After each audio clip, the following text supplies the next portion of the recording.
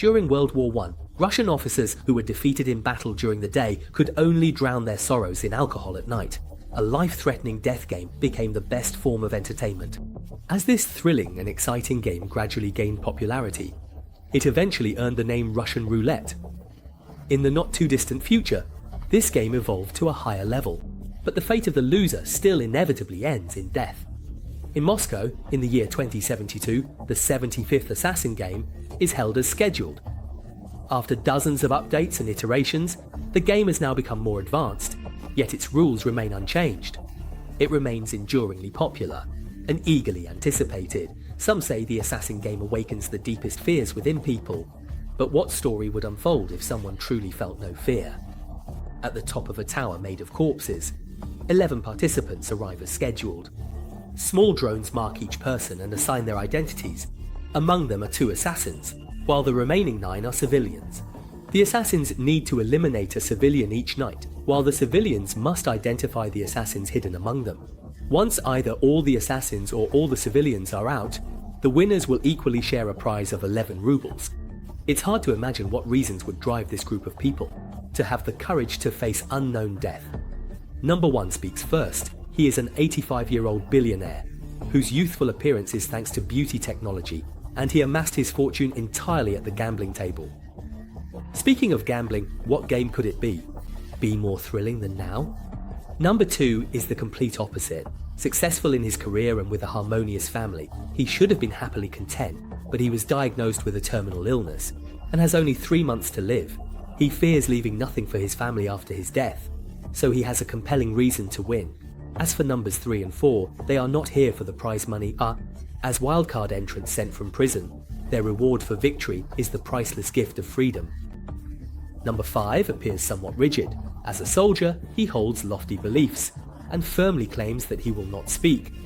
Number 6 has an innocent look. As an orphan, he is here to uncover the truth about his past. Number 7's reason is also straightforward. He wants to win back his former life because he is extremely dissatisfied with the present. Number 8 is here just to find out what he is capable of. Number 9's words are like those of a hui, leaving people completely in the dark. Number 10 says he is here because fate has brought him, while number 11 is here to make his dreams come true.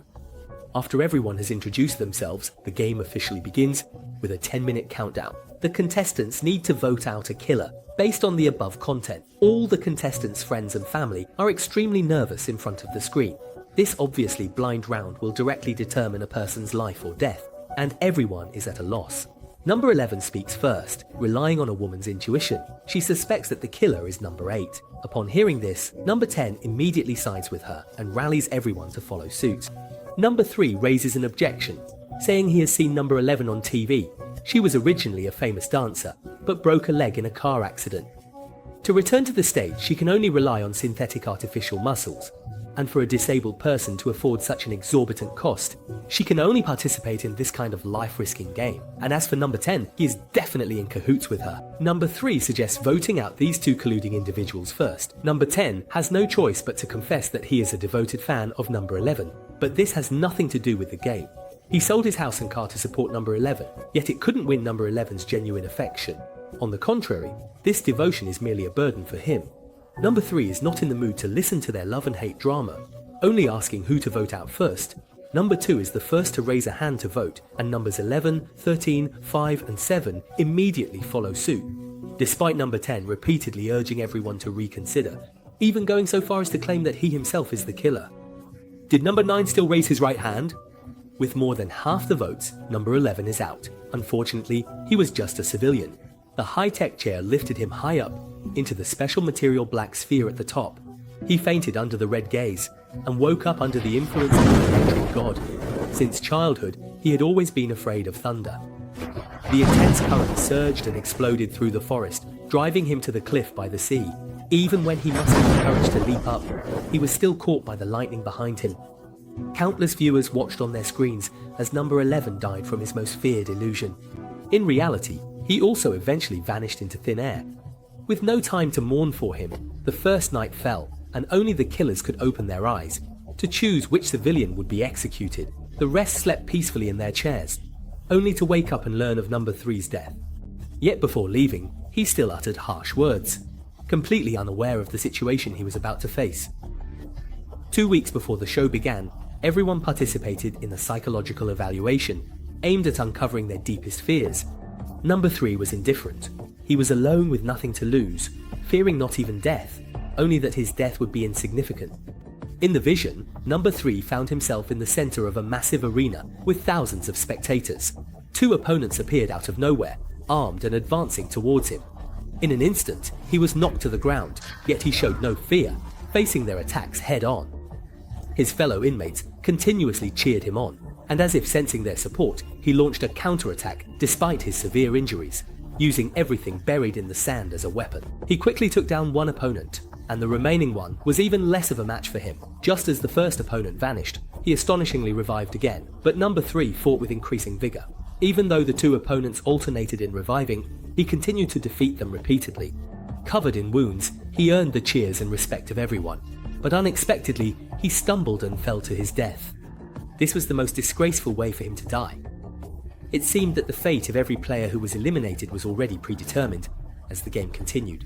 The voting time would also be shortened. Wait, this round only had 8 minutes. Number 10 felt only relief about this, while Number 4 called for everyone to unite and cooperate. The mysterious Number 9 finally took action. He was a well-known prophet, even awarded the title of Dark Messenger by the nation. At this moment, he accused Number 10 of being the killer. Number 10 did not deny it. Instead, he planned to expose his teammate, who was none other than Number 9. Number 9 remained silent, feigning mystery, making it impossible to gauge his depth. Number 8 explained that if what Number 10 said was true, then Number 9 must not want to share the prize money with his accomplice. The voting began. Number 10 immediately cast 3 votes, while Number 8 led the vote against Number 10, with Numbers 1, 3, 5, 6 and 9 following suit. They all chose to trust in Number 9's ability. Number 10 was eliminated with a vote of 6-3, but his identity turned out to be a civilian. Beyond the terrifying and bizarre sea exchange, Number 10 woke up on a small boat. The suddenly opened gap made his face change dramatically, and the wound he accidentally scraped attracted a large group of sharks. That's right, what he feared since childhood was the vast ocean. However, at this moment he did not intend to wait for death. Instead, he used a broken oar to injure the sharks, and while they were fighting among themselves, he swam desperately towards the shore. But to his surprise, the land disappeared before his eyes. As he swam back, he found himself surrounded by nothing but endless seawater. Sharks surged from the blood mist, yet Number 10 found a sense of calm. In the final moments of his life, he only saw the figure of the person he had pursued all his life. With 3 civilians consecutively dead, the contestants present were given an extra voting opportunity. Within 6 minutes, they needed to vote out a killer, but no one left seemed to trouble Number 9. Officer Number 5, who had been tormented by PTSD for years, was filled with regret over the wrong decision he made on the battlefield back then.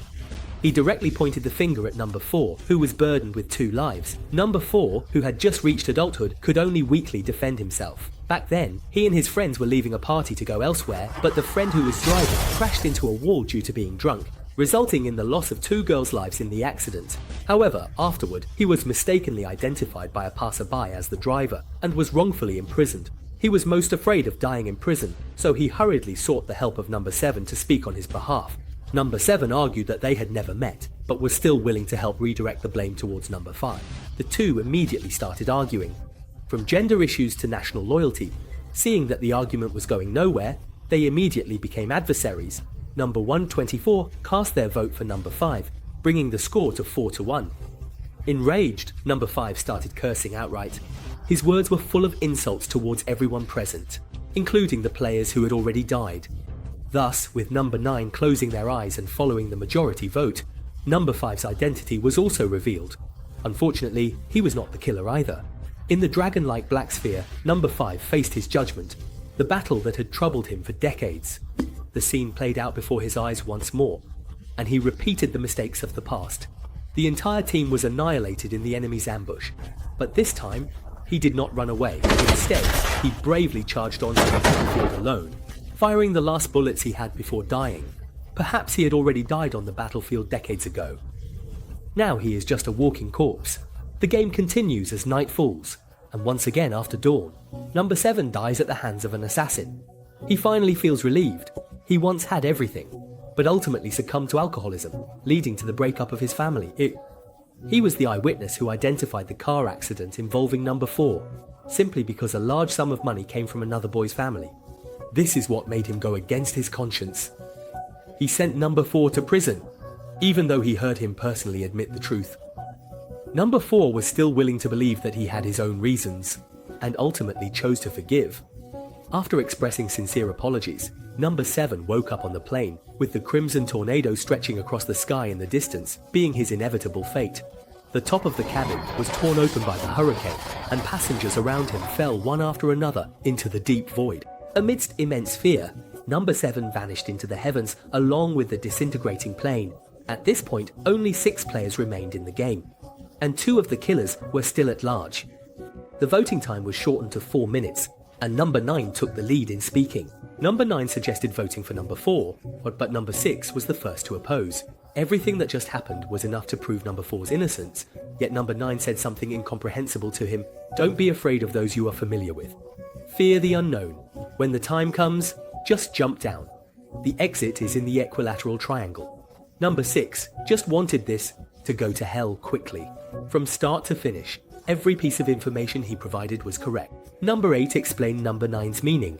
Do you think that number 4 recognized number 7 from the beginning and was acting innocent the whole time, pretending to vote for number 7? Compared to number 4, he only wanted to vote for number 9 and number 2, but he noticed something unusual, although not obvious. Number 8 and number 6 have been on the same side from start to finish. Number 9 immediately interrupted, leading the vote towards number 4. Numbers 1 and 2 followed number 9 without hesitation. Number 8 then countered by directly voting for number 9, with number 6 following suit. At the last moment, number 4 followed his intuition and voted for number 2. According to the rules, only if the votes exceed half will someone be eliminated, so a new round of voting must be conducted between number 4 and number 9. Numbers 6 and 8 stayed, and number 2 still voted for number 4. Number 1 enjoyed the game and changed his vote. In the situation where number 9 had 3 votes to 0, if number 4 followed and voted, number 9 would surely be eliminated. However, he still didn't believe that number 9 was the killer. What countless people did not expect was that number 9 actually voted for himself at this moment. With the votes exceeding half, number 9 was eliminated. And indeed, he was a genuine killer. In the endless corridor, with each floor number 9 descended, she aged a little more. The once spirited and vigorous woman gradually became old and frail, nearing death. Yet, she laughed heartily at her reflection in the mirror. Before dying, she uttered her last words. So, my dream has come true. My plan succeeded. I changed the game. Now they can beat you. Until the entire assassination game was completely destroyed. He did not regret choosing this path, because dying of old age was the best way for him to die. Another night passed, and number 4 ultimately did not wake up. But he did not regret participating in this game. At least he proved his innocence here, though it's a pity he couldn't take his mother to see the sea. I am not a good son. I'm sorry. I love you. The mother sat in front of the television, witnessing her son's departure with her own eyes, and the words outside the wall were a shocking surprise. The final 4 emerged, and within 2 minutes they must vote out one killer, ensuring that all 3 cast unanimous votes. Number 2 continued with the questions from the previous round. He could confirm that number 6 and number 8 definitely knew each other. Number 8 had to admit that he joined the game out of a quarrel with a friend, but unexpectedly, the day before the competition, he coincidentally met number 6. They talked all night, and discovered that their souls were so compatible, as if the term love at first sight was tailor-made for them. But neither of them expected to meet each other at the game site. Upon hearing this, number 1 and number 2 felt as if they were facing a formidable enemy. To avoid being kidnapped, the 2 had to stand on the same front. If things continued like this, it would ultimately end in a draw. The game had already anticipated this situation, and after a 10-second countdown, number 6 was randomly eliminated, and he was also a civilian. Number 6 accepted this outcome calmly and peacefully, but number 8 did not agree. He jumped out of his chair and lunged forward with all his might, following number 6 into the black ball at the last moment. Such a thing had never happened before. High in the sky, the 2 appeared simultaneously. Number 8 knew this was number 6's fear, and he kept cheering him on. The mirror beneath their feet cracked inch by inch, yet they desperately rushed towards each other, falling together into the desert amidst the flying fragments. In the distance, there was indeed light emitted from an equilateral triangle. The two immediately recalled what number 9 had said, but how could he have foreseen all of this happening? They struggled to escape from the swarm of snakes formed by rocks. The monster that number 8 feared the most blocked their path again, but now his greatest fear was losing number 6. With no way out, he ultimately chose to fight desperately. The good news is, the monster was actually afraid of light. Number 8 seized the opportunity to leap forward, snatching the monster's necklace to reflect sunlight, ultimately turning it into ashes, and this pendant turned out to be the key to the door leading to the outside world. The two finally overcame their inner demons and reached the core space of the game. The founder revealed the truth, admitting that he knew number 9 might betray him, but he never expected that the meeting of Zoe and the other would cause such a big ripple. The declining ratings in recent years forced him to make changes. The loose chair of number 8 was his doing, intended to add a romantic twist to the game. The game ended, and the two managed to keep their lives, but as a consequence, they were eliminated. The winner will be decided between number 1 and number 2. Once everything settled, number 2 reunited with his family with the prize money. He miraculously lived 10 months longer, and number 1 also luckily emerged from the game unscathed, eventually donating all his assets. Outside number 4's mother's house, flowers of condolence piled up, and Xiao Hao was forever remembered by the two as a prophet. Unfortunately, number 6 felt that they had lost, but number 8 bluntly stated that the real game was just beginning.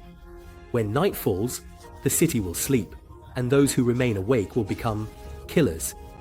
This segment concludes The Assassination Game, a Russian sci-fi thriller film released in 2016.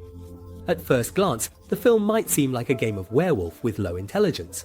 Those who have played Werewolf can sense the foolishness of the civilians. Fortunately, the various terrifying ways of dying make it a chaotic mix of a movie. It allows viewers to experience different kinds of thrills and excitement within a single movie. It wasn't until I carefully reflected on it that I noticed a subtle clue. If you view the film from the perspective of the assassin, you'll find that number 9, from start to finish, aside from wanting to change the game, has been trying to minimize the number of deaths.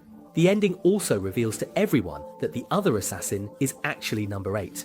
The two have been working together all along just to break this game, but unexpectedly they were used as a gimmick by the founder, giving it a new lease on life.